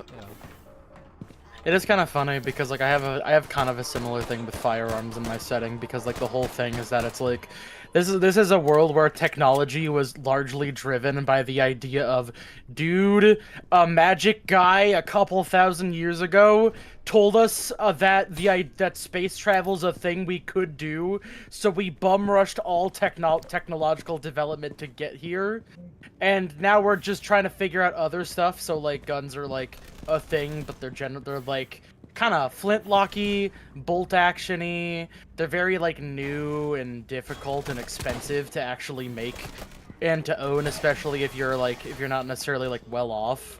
Like if you're somebody with a fucking gun that has like a magazine that's larger than 10 bullets, you are a very scary individual. But it's that kind of like, but it kind of ran into a weird issue where it's like, okay, I have a justification. I have a reason why guns are expensive and hard to procure. And then I look at the thing that I've been hyperfixating on for so long. It's like, did you know that in the Project Moon setting, the city taxes you if you own a gun, or shoot bullets at all, or produce bullets? They're making it really hard for you to use guns in a scenario where most people are using swords and other weapons and stuff like that. Funny enough, how my technology works is more of like, so you have the so long time ago, you have high fantasy stuff, you know, your spells, your swords, and your medieval times. But a lot of time, but because of technology, they're able to make, because of magic, they're able to make some tech way faster. And there's other tech that's like, why would we make a flare gun? Our wizard could just throw a fireball in the air. And then, like in the 1800s, magic dried out, and it's like, oh fuck, shooting a fireball up in the air for help isn't as much of a strat anymore. We need to make a flare gun now.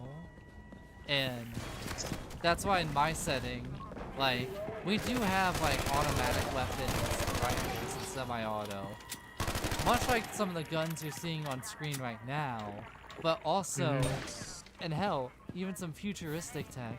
But hell, phones are still flip phones, and some stuff is more primitive. And because of like superhuman, some people still prefer swords and maces and stuff, because they can like, because there's a history to them, and all that. But where are you right now, AC? Oh, I'm in front of the man. Oh wait, in this game?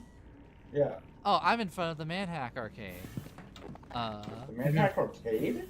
Okay, so how Manhacks work was there's an arcade, and people would be playing on that arcade, thinking they're playing a game.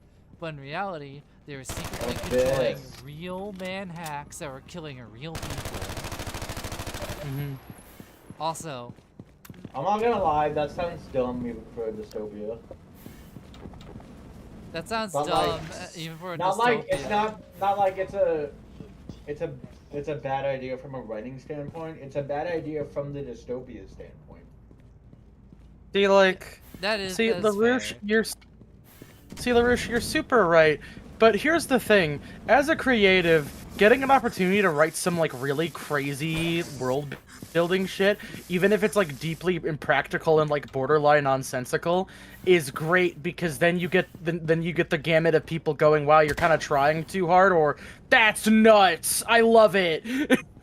But also, as someone who keeps up from the news perspective, LaRouche, you may look at something and be like, having the elite, like, people who kidnap, the elite troop squad that kidnaps people off the street being a bunch of bumbling morons that slip on ice, that's stupid and dumb. And then you look at the No. news, and here it No, is. that's not why it's bad. From the thing, it's because people need to do it like voluntarily for one, and for two, it just people would treat it like a game. Like sometimes people would like do the things that would not necessarily be productive in the eyes of whoever wants people dead. You know what I'm saying? Yeah. I guess like the only thing is like I guess my in defense of manhacks statement would be that I guess that the arcade is a bit of like a circus of sorts for the bread and circus thing. You know, just to kind of pacify people a little bit. Because if you make somebody's living condition too bad, then the revolt would have happened way sooner. I think you're forgetting that this is the Half-Life universe where the climactic turn of events in between the two main games was called the 7-Hour War. But also, a lot of them left after the 7-Hour War. What we're dealing with is the fucking leftover crumbs. Yeah, but like, the point of the setting is like, it's so bleak that people just don't fucking do anything anymore. Like that's so that it wouldn't fit with the setting at all. People can't have anything. No fun allowed. I will say, in Alex, Literally no fun. No fun, no sex, no drinking. Fuck you. No fun. Got a gun? No cum? No balls? Which is weird. Which is also like, kind of interesting. Where in Half-Life Alex, you see people with different outfits and other than the standard citizen uniform. You see alcohol bottles still full of liquid, still running. Yeah, around. it's just not allowed. You know what I mean? Yeah. They're doing that shit. They're just not telling the police about it. Exactly. Just like all the stuff we do. It is kind of fun to think about, cause like, I was making up some shit for fucking Hummingbird Words. How it's like, yeah, since it's kind of like speed running into the fucking future age, people adopted a lot of newer age concepts really quickly, but not how to do them in a way that feels very legality compliant. Thankfully, the main governing force of the fucking galaxy has like drastically fucked off for like 200 years. So there's a lot of space hitchhiking, and if you space hitchhike on a religion space boat, you have to you basically get karmic debted into working with the church forever, or if you get on a fucking company ship, you're just gonna get kidnapped. Which I'm gonna say the kidnapping thing is kind of recent, I must say. Yeah, I've thought about it. And after you said that, LaRouche, and not to toot my own horn, but now that you say that, not to toot my own horn, but it feels like the Manhack Arcade fits my setting more than Half-Life's now that you mention it. Oh, dude, I can imagine like some rich kid assholes fucking going to the unmanned drone arcade later on. But here's the thing, when we repurpose it like that, although it's not the same, it still works in a different way that fits my setting more, because it's an idea of a bunch of rich kids being like cruel, conniving because of their status. And that and also adds to the fact that these rich assholes actually do know they're playing real drones, which makes it even worse and more vile.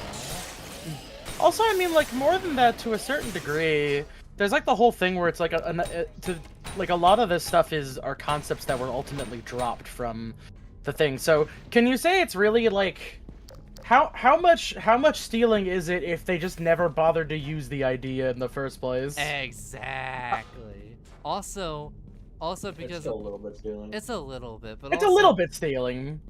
Also, immature poets borrow, mature poets steal.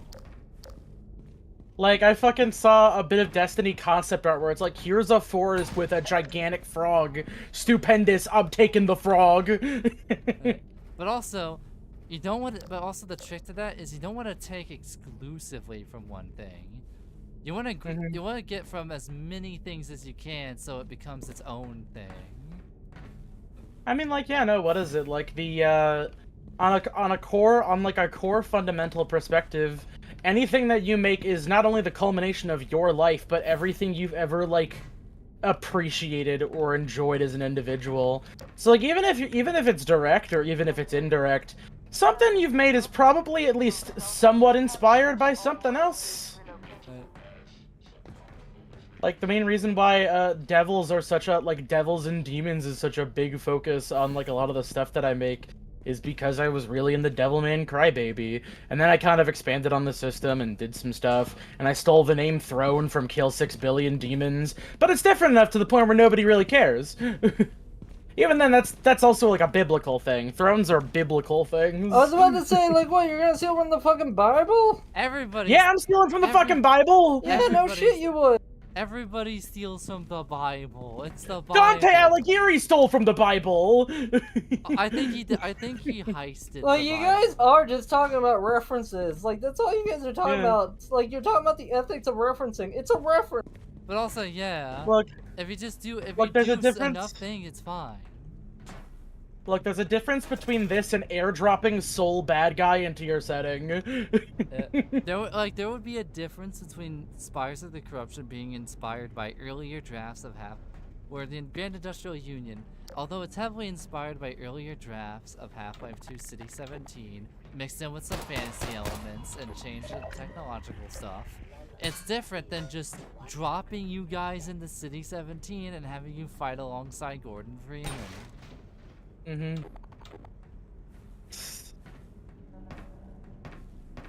Listen, this discussion is like the inner mantra of any person who's worried about, like, I want to be taken seriously, but I can't handle.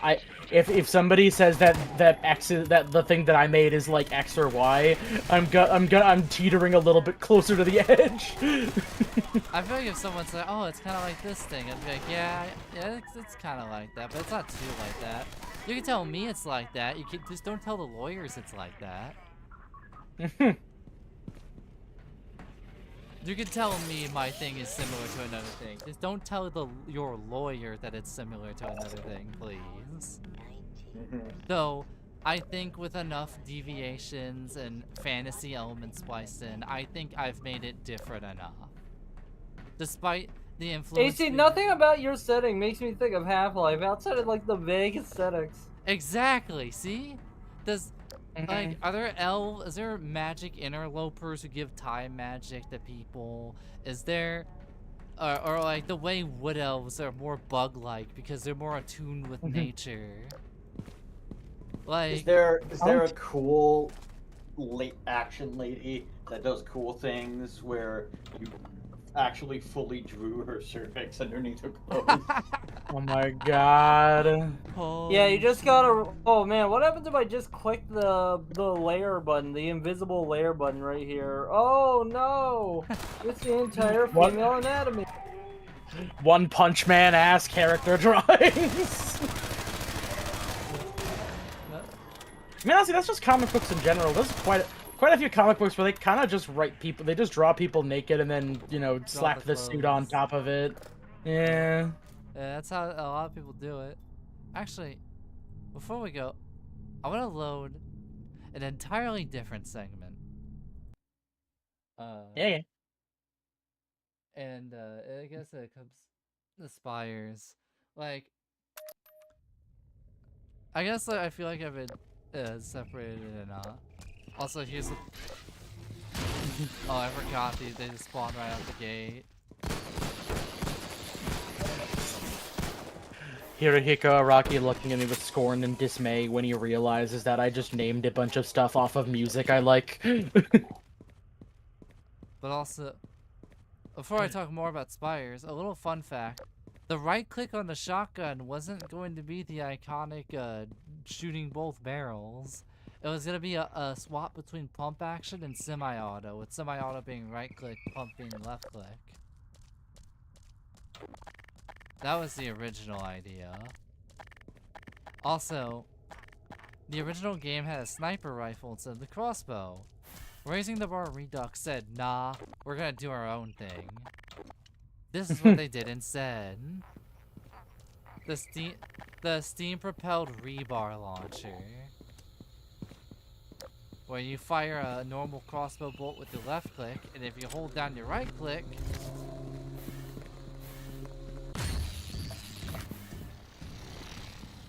you have a little electric fire to it.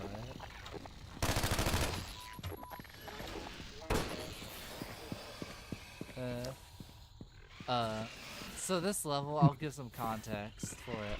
So, originally in Half-Life 2, I think around the coast area, you're going to fight something called the Antlion King, but the fight got scrapped. And then we only see concept art of the Antlion King. And out of all the like beta or like earlier recreations, this is the only mod that has gone out of its way to actually recreate. Well, they're all recreating the Antlion King. This is the only one where the Antlion King fight has been fully implemented and released. I will say though, what the fuck? Why'd they make the antlions so bright? Those are the acid spitters. They're usually pretty bright. Sorry, I've experienced what I can only describe as a strange computerism that I think I've only ever dealt with once in my entire life. So like I was playing Library of Ruin recently, which has a very like distinct like menu theme. Apropos of fucking nothing, I just got hit with like the first note of the menu theme. Library of Ruina was uninstalled. I don't even have the game installed anymore. I don't know how the fuck that played. Also, I guess before we, I'll talk more about Spires, but Also, isn't this something that just kind of like they used the same like idea a bit later on in episode 2, didn't yeah, they did. Although it's an Antlion Guardian, they don't have the giant Antlion Worm King.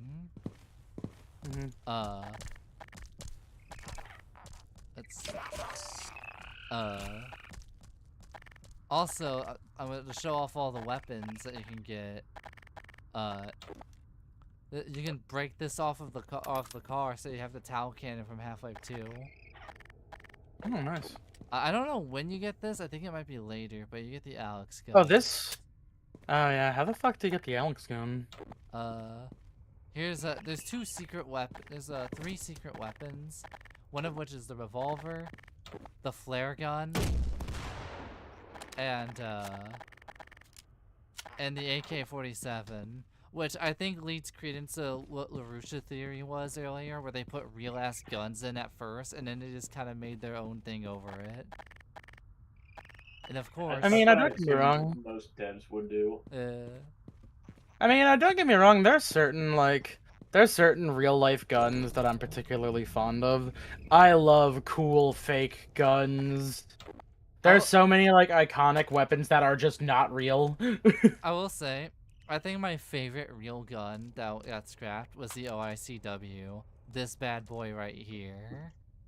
Which... Oh yeah, no, that's like just like the perfect level of like bulky, dumbass fake gun that I can get behind. I love this shit. That's why I think that's when it comes to real firearms. So like AC, you have to like you have to pick 2 favorite real firearms. It's this and the G11 because they almost feel like bulky video game guns to me, and it's great. But they're real. Also, here's the G11 was a prototype, actually. Yeah. Also, here's the final hidden weapon that you get later, but this, the light machine gun, which was a real scrap weapon.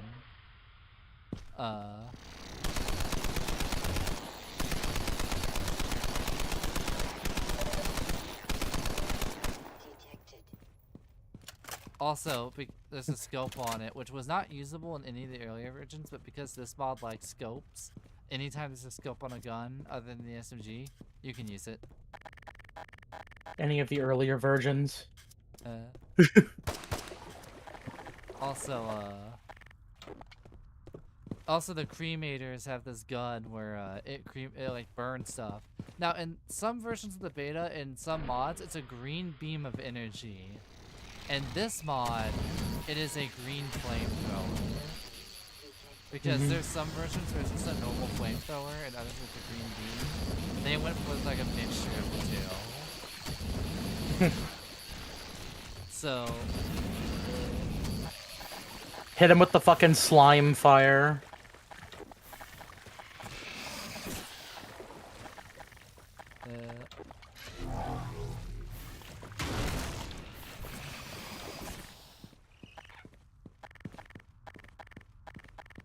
There's also, fun fact, stun batons are going to be a new weapon you can pick up. Which, have a slower firing speed, but more importantly, you can charge them.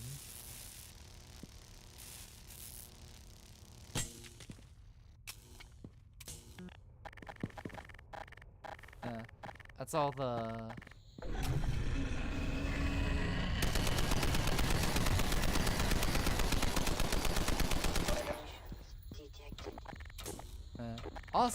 because they're doing this in the spirit of Valve, because you have the weird puzzles and stuff in here too. Yeah, that's that's why I talk about this version of Half-Life 2 in general. I guess to go back on the Spires really quickly. I think my favorite like Spires original edition that I've added, that I've thought of, was probably making Wood Elves more bug-like. To show that they're more attuned to, is that they think, oh, they're more attuned to nature. Though, I was unsure how to do, like, I had an idea for true Wood Elves and them being, like, more overtly bug-like. And I was unsure how to do it, and I realized with the Evolutionist class, it, like, manipulates their, body. So I had the idea of, oh, if you pick Evolutionist and you pick, like, Wood Elf, you get like a little bonus thing called True Wood Elf, where you can pick a more bug-like appearance, even compared to the other Wood Elves. And I guess another thing, although it's very minor, is Dark Elves have the largest ear size, mainly because Dark Elves are the kind of elves that are underground. So the thing is, like, yeah, of course they would have larger ears and stuff. I guess, also, something I wrote today, and I haven't fully written down what does what, but I've written down some of the drugs in this setting. So far, the drugs I have are Mind Flower, Slouch Syrup, and methamphetamine. Like, just normal meth. Did you say blouch syrup? Slouch syrup. Welcome, traveler. If you want to get in with the local thieves guild, first you must procure some narcotics. You see, we're selling crack.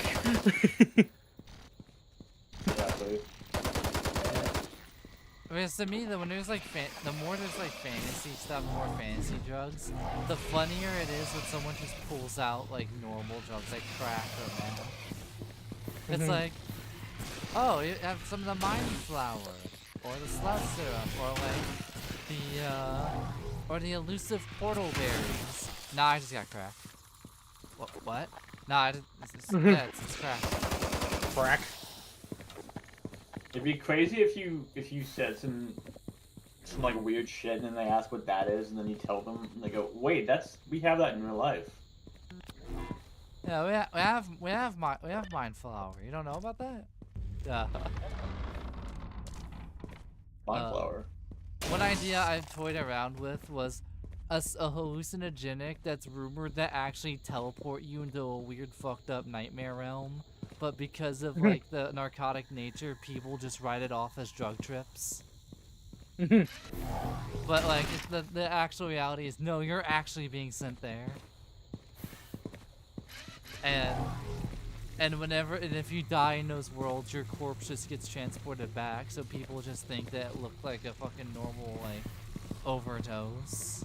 When in reality, no, the weird drug demons did rip you apart. Damn, son.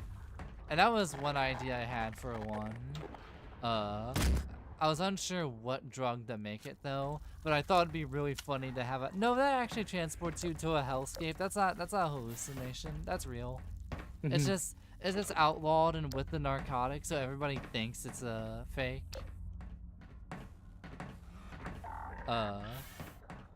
Scary ass teleportation drug.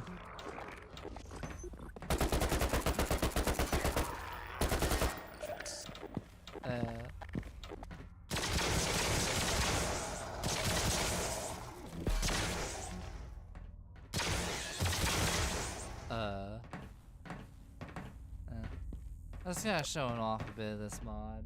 That'll probably be as much as I show for tonight. Thank y'all for coming by. I had fun talking about some stuff, streaming stuff, showing this off, talking about Spires, talking about the original version of Havoc 2, what I like from it, what other people might like from it, and why retail was able to be the way it is. And even some stuff that retail, and even a lot of stuff that I think retail does better. Yeah, I might do if I do something next week. If I don't do the fucking Gary's Mod Fight Club Fight Night thing, I might just do Dark Interval next week to show off a comparison. And how different that is from this. Yeah, that was Raise the Bar Redux. I hope you all enjoyed. Good night.